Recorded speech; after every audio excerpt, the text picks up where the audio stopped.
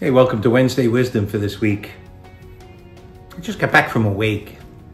Every once in a while at a wake, it hits me how odd the idea of a wake and a funeral is, and a burial service. I went to the wake and the funeral home's all filled up with pictures, family photos, video going. The guy was a veteran, so there were flags all over, and often you see a lot of baseball attire or football attire if the guy was a big fan. There's mass cards. And then the next day we always have a funeral and, preaching and often eulogies and people speaking about the dead. And then we all go off to a cemetery together, and there's another ritual there. Ever occur to you that you've never seen your dog do any such thing? Or your cat? Or a bear? Or a lion? Or any other animal? We're the only creatures that have all these rituals around death.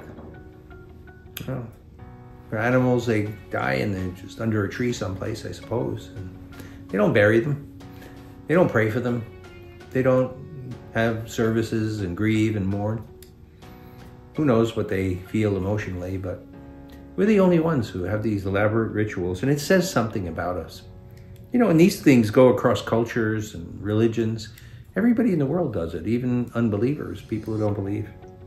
And I think it says something about us, that we're got something hardwired inside that knows that we're going to live forever, that the dead are not really gone, that they live now in this other existence, and that we're made for eternity, that there's something immortal about us all, and that we grieve the separation, but we don't despair that the person no longer exists.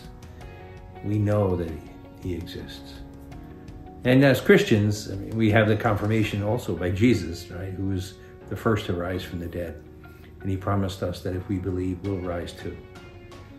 I just think it's really curious that even people who don't believe in Jesus believe in eternal life.